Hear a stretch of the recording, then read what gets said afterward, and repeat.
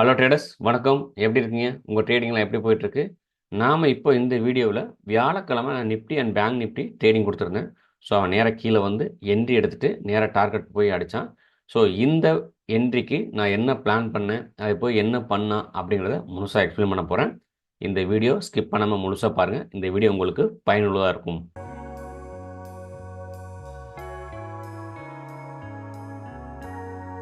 நம்ம என்ன பண்ணுவோம், எப்போதுமே மார்க்கெட் ஓப்பன் ஆகிறதுக்கு முன்னாடி நம்மளோட சப்ளை டிமாண்டை எல்லாத்துலேயும் மார்க் பண்ணுவோம். மேஜர் இண்டெக்ஸில் நம்ம மார்க் பண்ணுவோம். ஸோ இது என்ன பண்ணியிருக்கேன்னா, நிஃப்டியில் மார்க் பண்ணியிருக்கிறேன், தென் பேங்க் நிஃப்டியில் மார்க் பண்ணியிருக்கேன்.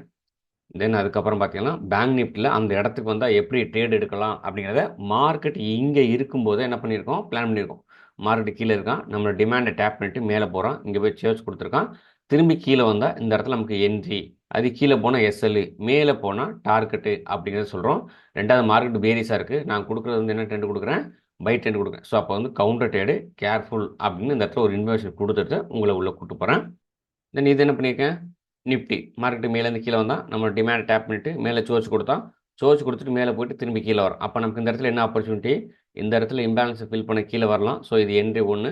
அது கீழே 50% டேப் பண்ணிவிட்டு இது கீழே எஸ்எல் எடுத்துகிட்டு மார்க்கெட் மேலே போகலாம். ஸோ இது என்ட்ரி 2. ஒருவேளை இதெல்லாம் தாண்டி நமக்கு கீழே ஒரு டிமாண்ட் இருக்குது, ஒருவேளை அங்கே கூட என்ட்ரி எடுக்க போகலாம். அப்படி போச்சுன்னா இந்த என்ட்ரி நமக்கு எஸ்எல். அப்போ என்னென்னா இங்கே இருக்கும்போதே மார்க்கெட்டு என்ட்ரி 1, தென் என்ட்ரி 2 எஸ்எல். அதே மாதிரி என்ன பண்ணுறோம், கீழே டிமாண்டில் என்ட்ரி எடுக்கிறோம். இங்கேருந்து மேலே போனால் இந்த சப்ளையை பிடிக்கிறதுக்கான வாய்ப்பு இருக்குது. இந்த ட்ரேடு என்னன்னா கவுண்டர் ட்ரேடு. ஏன்னா மார்க்கெட்டு 15 நிமிஷத்தில் பேரிஸ் இருக்குது. அப்போ நம்ம இது கவுண்டர் ட்ரேடில் போகிறோம், அதுக்கு தகுந்த மாதிரி இருக்கணும் அப்படின்னு இன்ஸ்ட்ரக்ஷன் கொடுக்குறேன். மார்க்கெட் இங்கே இருக்கும்போதே நம்ம இங்கே என்ட்ரிக்கான பிளான் பண்ணுறோம். நான் இப்போ இந்த லெவல்ஸ் எத்தனை மணிக்கு மார்க் பண்ணி கொடுக்குறேன், 9:27க்கே என்ன பண்ணுறேன், லெவல்ஸ் மார்க் பண்ணி மார்க்கெட் இங்கே இருக்கும்போது இந்த இடத்துக்கு வந்தால் ட்ரேடு என்ட்ரி 1 என்ட்ரி 2 எஸ்எல்ங்கிறத 9:27க்கு மார்க் பண்ணி உங்களுக்கு என்னோட டெலிகிராம் குரூப்பில் நான் உங்களுக்கு தரேன். ஒருவேளை இந்த டெலிகிராம் குரூப்பில் நீங்கள் இல்லைன்னா இந்த குரூப்போட லிங்க் நான் இங்கே தரேன், இதில் ஜாயின் பண்ணிக்கிறேங்க. மார்க்கெட் எங்கே வந்து நமக்கு என்ட்ரி எடுக்குது, கரெக்டாக பார்த்தீங்கன்னா 9:42க்கு வரான். என்ட்ரி 1க்கு நேராக கீழே போய் இந்த என்ட்ரி 2வில் விற்க விட்டுட்டு மார்க்கெட் என்ட்ரி எடுத்துகிட்டு மார்க்கெட்டு மேல் நோக்கி வருது.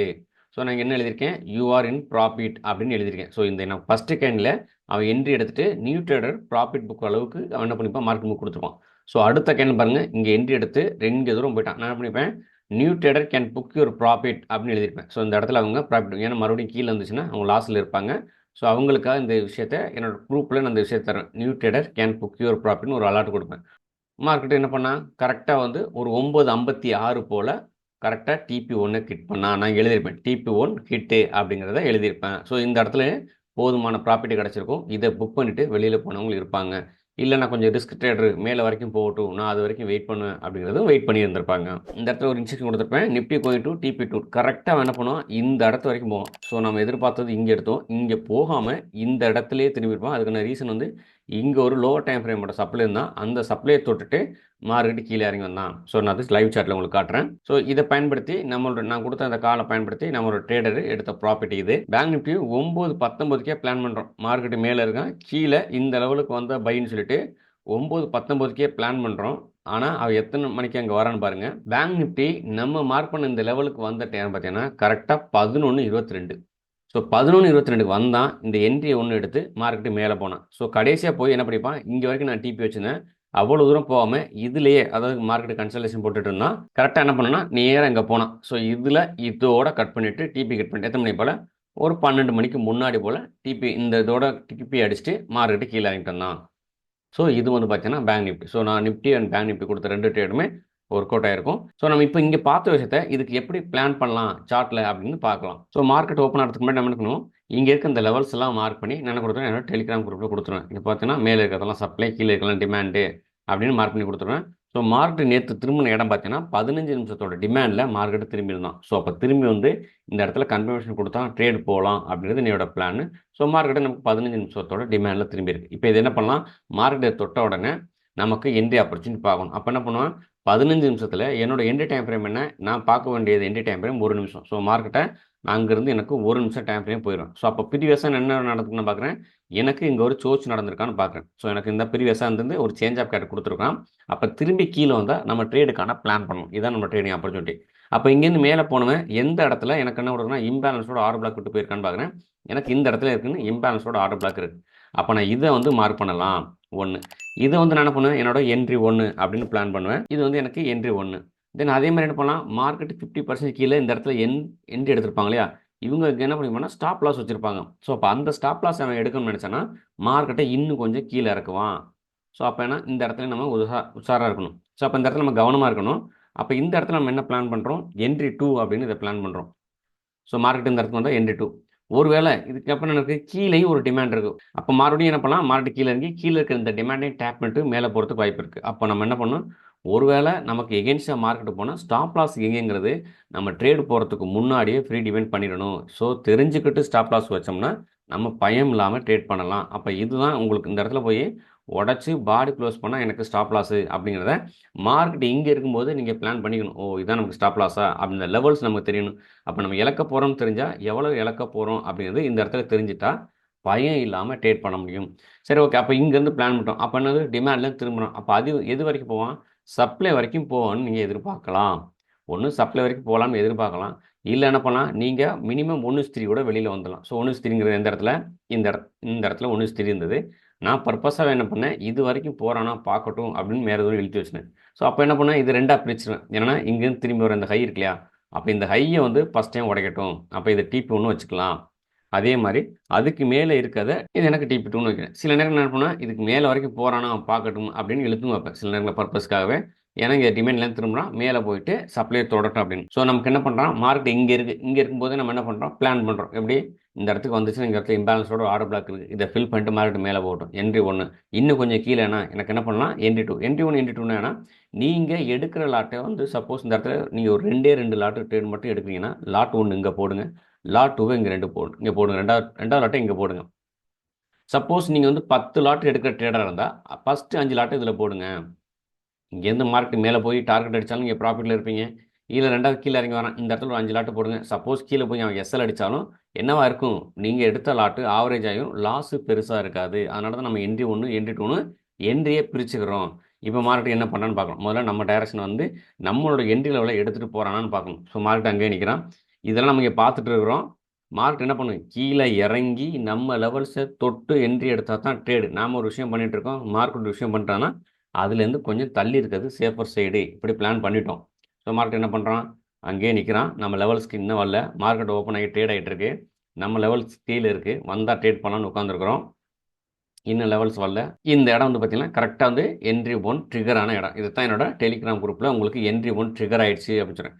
சப்போஸ் நான் அப்படி மார்க் பண்ணிட்டேன், மார்க்கெட் இங்கேருந்து மேலே போய் எனக்கு டார்கெட் அடிக்கணுமா, அப்படி எந்த ஒரு நிர்பந்தமும் கிடையாது. அவன் என்ன பண்ணலாம், நேராக அப்படி கன்னியூ பண்ண, அந்த பாருங்க எவ்வளோ பெரிய செல்லிங் போர்ட்ஸ் கிடச்சிருக்கு இல்லையா, அப்போ அதே செல் போர்ட்ஸில் போய் இதை உடச்சிட்டு போகிறதுக்கு வாய்ப்பு இருக்குது. அப்போ இந்த இடத்துல ஸ்டாப் லாஸோட நம்ம ரெடியாக உட்காந்து இருக்கணும். இல்லை மார்க்கெட் வரட்டும் பார்த்துக்கலாம் அப்படின்னு விட்டிங்கன்னா மார்க்கெட் நம்மளோட கேபிட்டலில் பதம் பார்த்துட்டு போயிடும். ஸோ அப்போ இந்த இடத்துல எஸ்எல் இருக்குங்கிறத நம்ம கவனமோடு இருக்கணும். அந்த லெவலில் கீழே உடச்சி பாடி க்ளோஸ் பண்ணால் எஸ்எல் வாங்கியே தரணும். அதில் காம்ப்ரமைஸே கிடையாது. அதே நேரத்தில் மார்க்கெட் மேலே போச்சுன்னா அங்கே நம்ம டார்கெட் புக் பண்ணணும், அங்கேயும் காம்ப்ரமைஸ் கிடையாது, பார்த்துக்கலாம். இப்போ என்ன பண்ணுறான், வந்தான். ஸோ இந்த கேனில் விட்டு அதுக்கடுத்த ஒரு கேனில் பாருங்கள், நம்ம மார்க் பண்ண என்ட்ரி 2ன்னு சொன்னோம்னா அதில் விற்று விட்டு என்ட்ரி ட்ரிகர் பண்ணான். ஸோ ஒரே நிமிஷம் தான் இந்த ட்ரேட் ட்ரிகர் ஆனது பண்ணோம். இந்த ஒரு நிமிஷத்தில் கீழே வந்தான், என்ட்ரி ட்ரிகர் பண்ணால் மார்க்கெட் தூக்கி மேலே போயிட்டான்.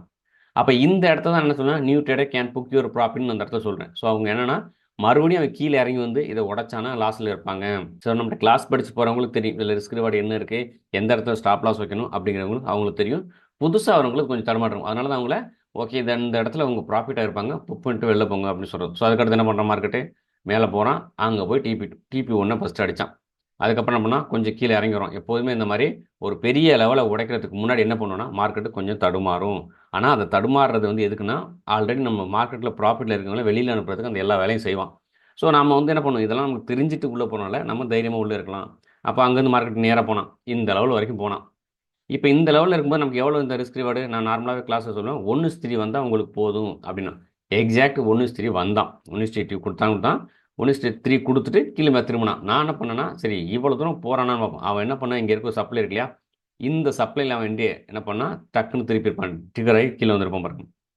மேலே போனால் இந்த சப்ளைக்கு ரெஸ்பெக்ட் பண்ணிட்டு மார்க்கெட் அங்கேருந்து கீழே வந்தான். ஒருவேளை நீங்கள் இங்கேருந்து எடுத்த டார்கெட்டை புக் பண்ணாமல், இல்லை இந்த சப்ளை உடச்சி மார்க்கெட்டு மேலே போயிடும் அப்படின்னு உட்காந்துருந்தவங்களுக்கு என்ன ரிசல்ட் கொடுப்பான் அப்படின்னா, நேராக அங்கேருந்து கீழே வருவான். கீழே வந்துட்டே இருக்கான். டக்குன்னு கீழே போய் உடச்சி எஸ் நான் எடுக்கிறேன், ஸ்டாப் லாஸ் எடுக்கிறேன் அப்படின்னு எடுத்துக்கு போல அங்கேயே கன்சல்டேஷன் போட்டான். இப்போ இதோட விஷயம் என்னென்னா, நீங்கள் இன்ட்ராடே தான் பண்ணுறீங்க. அப்போ இன்ட்ராடே பண்ணீங்கன்னா உங்களுக்கு தேவையான ப்ராஃபிட் நீங்கள் கிடச்சிருச்சு. இதை புக் பண்ணாமல் இல்லை இதுக்கு மேலே வேணும் அப்படின்னு எதிர்பார்த்தோம்னா அது நடக்காது.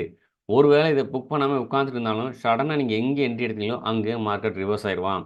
ரிவர்ஸ் ஆனது மட்டும் கிடையாது, என்ன பண்ண பாருங்கள், பொக்கா கன்சல்டேஷன். ஸோ ஒரு பக்கம் மார்க்கெட் மூவ் ஆயிருந்துச்சு, தென் அதுக்கு அப்படியே ஆப்போசிட்டாக வந்துச்சு, கன்சல்டேஷன் பண்ணுறாங்க. நாம் என்ன பண்ணணும், இந்த மாதிரி ஒரு ட்ரேடில் ஒரு இன்ஸ்டியூஷன் மூவ்மெண்ட்டில் தான் நம்ம ட்ரேடில் இருக்கணும்.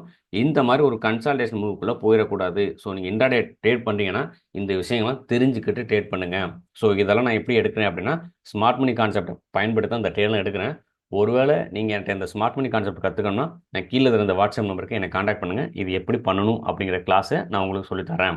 இது நான் சொல்கிறது நிஃப்டி. ஸோ பேங்க் நிஃப்டி என்ன பண்ண பாருங்கள், பேங்க் நிஃப்டி சேம் அதே மாதிரி 15 நிமிஷத்தோட டிமாண்டை தொட்டுனா மார்க்கெட் இங்கே இருந்துச்சு. ஸோ நான் இப்போ இந்த இடத்துல இருக்கும்போது மறுபடியும் என்ன பண்ணணும், எனக்கு என்ட்ரி பிளான் பண்ணணும். ஸோ ஒரு நிமிஷத்தில் எனக்கு இந்த லெவலுக்கு வந்துச்சுன்னா என்ன கூட ட்ரேடு. அப்போ அங்கே என்ன பார்ப்பேன், எங்கே இம்பேலன்ஸோட ஆர்டர் பிளாக் இருக்குன்னு நான் பார்ப்பேன். ஸோ எனக்கு அது வந்தால் ட்ரேடுன்னு பார்ப்பேன். ஸோ இந்த இடத்துல என்ன இருக்குது, எனக்கு இந்த இடத்துல ஒரு இம்பேலன்ஸோட ஆர்டர் பிளாக் இருக்குது. ஸோ நான் இதை மார்க் பண்ணுவேன். ஒருவேளை மார்க்கெட் இந்த லெவலுக்கு வந்தால் எனக்கு என்ட்ரி, எனக்கு இது ஒரு நிமிஷத்தில் பை இங்கே வந்துச்சுன்னா எனக்கு ட்ரேடு அப்படின்னு பிளான் பண்ணலாம். சப்போஸ் இது எகெயின்ஸ்டாக போகிறதுக்கு வாய்ப்பு இருக்குது, கீழே போனால் எனக்கு எஸ்எல் அடிக்கிறதுக்கு வாய்ப்பு இருக்குது. அப்போ எந்த இடத்துல எஸ்எல் இருக்குன்னு நான் பிளான் பண்ணுவேன். இந்த இடத்துல எனக்கு ஸ்டாப் லாஸு, இது வந்து எனக்கு ஒன்றும் உடச்சி ரெட் கலரில் பாடி க்ளோஸ் ஆச்சுன்னா எனக்கு அது ஸ்டாப் லாஸு, அதுவும் எனக்கு தெரிஞ்சுக்கணும். அப்போ மேலே இருக்க என்ட்ரி, அப்போ நான் இங்கே என்ன பண்ணணும், இங்கேருந்து எனக்கு என்ன பண்ணணும், 1:3 போனால் எனக்கு டார்கெட்டு அப்படிங்கிறத எனக்கு பிளான் பண்ணிடணும். என்ட்ரி எடுத்துகிட்டு இங்கேருந்து எனக்கு 1:3 போனால் டார்கெட்டு அப்படிங்கிறத பிளான் பண்ணிக்கணும். நான் 1:3ங்கிறது ஸ்டாண்டர்டாக சொல்கிறேன். சில நேரங்களில் 1:3 போவான், 1:2 போவான். அது அன்னைய ட்ரேடு பொறுத்த வரைக்கும் நம்மளால் பிளான் தான் பண்ண முடியும். மார்க்கெட்டை நம்ம கண்ட்ரோல் பண்ணவே முடியாது, தெரிஞ்சுக்கணும். இப்படி வந்துச்சுன்னா என்ட்ரி, இப்படி வந்தால் எஸ்எல், அவ்வளோதான் நம்ம லெவல். மற்றதெல்லாம் என்ட்ரி எடுக்கிறதும் எஸ்எல் கொடுக்குறதும் யாரோட கையில் இருக்குன்னா மார்க்கெட் கையில் இருக்கும். ஸோ மார்க்கெட் இங்கே ஓப்பன் பண்ணால், ஸோ நம்ம ஓப்பன் பண்ண இங்கே ஓப்பன் ஆகும்போது நம்ம இங்கே இருக்க என்ட்ரிக்கான பிளான் பண்ணுறோம். ஸோ இங்கே கீழே வரட்டும், நம்மளோட என்ட்ரி எடுக்கட்டும், இல்லை நம்மளோட என்ட்ரி எடுக்காமல் கன்சல்டேஷனே போட்டோம், அதை பற்றி பிரச்சனை இல்லை. பட் ஆனால் நாம் ஒரு பிளான் பண்ணியிருக்கோம்னா அந்த பிளான் அங்கே நடந்தால் தான் நமக்கு ட்ரேடு.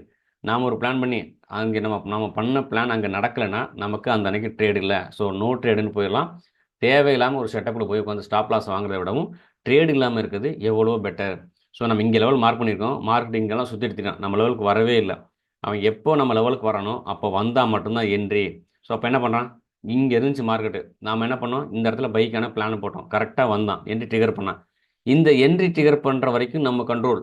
மார்க்கெட்டில் நம்ம என்ன பண்ணிட்டோம், நம்மளோட பொசிஷன் இன்சைட் பண்ணோம். இதுக்கப்புறம் நம்ம கண்ட்ரோல் இருக்கா, கண்டிப்பாக நம்ம கண்ட்ரோல் இல்லை. நம்ம என்ன பண்ணலாம், இங்கேருந்து மார்க்கெட்டு மேல் நோக்கி போய் டார்கெட்டை அடிக்கலாம், இல்லை கீழ் நோக்கி போய் ஸ்டாப் லாஸ் அடிக்கலாம், இல்லைனா என்ட்ரி எடுத்துகிட்டு இங்கே கன்சல்டேஷன் போடலாம். இந்த 3 விஷயத்தை தாண்டி வேறு எதுவுமே நடக்க போகிறதில்ல. ஒன்று மேல் நோக்கி போவான் நம்ம டைரக்ஷனில், இல்லை ஆப்போசிட்டில் போய் ஸ்டாப் லாஸ் எடுப்பான், இல்லை தாண்டி இதெல்லாம் இல்லாமல் என்ட்ரி எடுத்ததுக்கப்புறம் கன்சல்டேஷன். சரி, இது எப்படி பண்ணலாம், நம்ம டைரக்ஷன் பண்ணால் ப்ராஃபிட் புக் பண்ணுறதுக்கு வாய்ப்பு இருக்குது, ஆப்போசிட் பண்ணால் இம்மிடியேட்டாக எஸ்எல் புக் பண்ணிடலாம், இல்லை எதுவுமே இல்லாமல் இங்கே நிற்பான். இது இன்னும் கொடுமையாக இருக்கும். என்ன பண்ணுவோன்னா, என்ட்ரி எடுத்துருவான், 4 பாயிண்ட் மேலே போவான், 3 பாயிண்ட் கீழே வருவான், 2 பாயிண்ட் மேலே போவான், 1 பாயிண்ட் கீழே வருவான், மேலே போவான், கீழே போவான். இதுக்கு பேர் கன்சல்டேஷன். நான் என்ன பண்ணுவேன்னா, இந்த மாதிரி ஒரு 7-8 கேண்டில் வரைக்கும் பார்ப்பேன். சப்போஸ் ரொம்ப நேரம் அங்கே சுற்றிட்டு இருந்தால் ஒரே நிமிஷம் கொடுத்துருவேன்.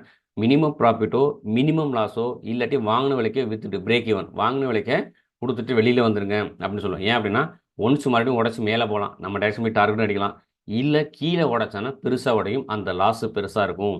அப்போ நம்ம ஒரு ட்ரேடுக்குள்ளே இறங்குறோம், நம்ம டைரக்ஷன் இந்த பக்கம் போகும் எதிர்பார்க்குறோம், நாம் எதிர்பார்த்தது அங்கே நடக்கலைன்னா மார்க்கெட்டில் இருக்கக்கூடாது. ஸோ என்ன பண்ணணும், ஒன்று மினிமம் ப்ராஃபிட், இல்லை முடியாதா மினிமம் லாஸ், பெரிய லாஸ் இருக்கக்கூடாதுங்க, மினிமம் லாஸ்.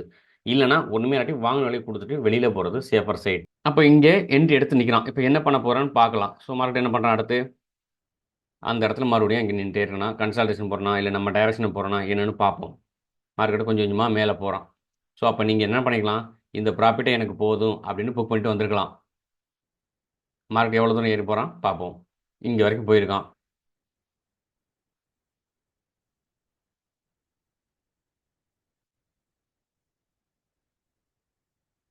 எவ்வளோ தூரம் மார்க்கெட் மூவ் ஆயிருக்கு, இங்கேருந்து இப்போ இது வரைக்கும் மூவ் பண்ணியிருக்கான். மேலே போகிறானான்னு பார்க்கலாம். ஸோ இங்கே எடுத்த என்ட்ரி இங்கே ப்ராஃபிட்டில் தான் இருந்திருப்பீங்க. இந்த லெவலோட திரும்பி அவன் கீழே வந்துடும். ஏன், இங்கே ஒரு சப்ளை இருந்துச்சு, இந்த சப்ளையில் திரும்பிட்டு கன்சல்டேஷன் போடுறேன். இந்த லெவலை புக் பண்ணிவிட்டு நீங்கள் அழகாக சேஃபர் சைடு போயிருக்கலாம். ஸோ நம்ம என்ன பண்ணலை, கீழே இறங்கி ஸ்டாப் லாஸ் அடிக்கல, மேலே போய் டார்கெட் அடிக்கல. அப்போ என்ன பண்ணிக்கணும், சேஃபர் சைடு ஒரு குறிப்பிட்ட அளவு போனதுக்கப்புறம் ஓகே நம்ம என்ன பண்ணிக்கலாம், வெளியில் போயிடலாம். இப்போ எவ்வளோ தூரம் போயிருக்கான், நம்ம 1:3 எதிர்பார்த்தோம், அவன் 2.26 வரைக்கும் போயிட்டு அங்கேருந்து திரும்பி வந்துட்டான். அப்போ இது என்ன பண்ண முடியும், எஸ் மார்க்கெட்டு இந்த லெவலை நம்மளால் ஒன்றும் பண்ண முடியாது. என்ட்ரி எக்ஸிட் பிளான் பண்ணலாம் முடிஞ்சும் டிபி போங்கிறது நம்ம கையில் கிடையாது. அது மார்க்கெட் பிளான் பண்ணும். ஸோ அப்போ எனக்கு இந்த இடத்துல கன்சல்டேஷன் போட்டோம். ஓகே இதில் என்ன பண்ணிக்கலாம், ஒரு எண்ட் எடுத்து எக்ஸாக்ட் நம்ம டைரக்ஷனில் போகலைன்னா இருக்க ப்ராஃபிட்டை புக் பண்ணிட்டு வெளில போயிடுறது நல்லது தான். ஏன்னா இன்ட்ராடே பண்ணுறீங்க, ஆப்போசிட்டில் இறங்கினா டக்குன்னு ஸ்டாப் லாஸ் அடிக்கிறதுக்கு வாய்ப்பு அதிகமாக இருக்குது. ஸோ இது எல்லாமே பார்த்தீங்கன்னா நான் ஸ்மார்ட் மணி கான்செப்டை பயன்படுத்தி தான் இந்த ட்ரேட் எடுத்துகிட்டு இருக்கேன். உங்களுக்கு இந்த ஸ்மார்ட் மணி கான்செப்ட் கற்றுக்கணும் அப்படின்னு என்ன இருந்துச்சுன்னா நான் கீழே தர இந்த வாட்ஸ்அப் நம்பருக்கு என்ன கான்டாக்ட் பண்ணுங்கள். இந்த வீடியோ பிடிச்சிருந்தா லைக் பண்ணுங்கள், மற்ற ட்ரேடருக்கு யூஸ்ஃபுல்லாக இருக்குன்னா ஷேர் பண்ணுங்கள். இது வரைக்கும் நம்ம சேனலை சப்ஸ்கிரைப் பண்ணல அப்படின்னா சப்ஸ்கிரைப் பண்ணி வைங்க.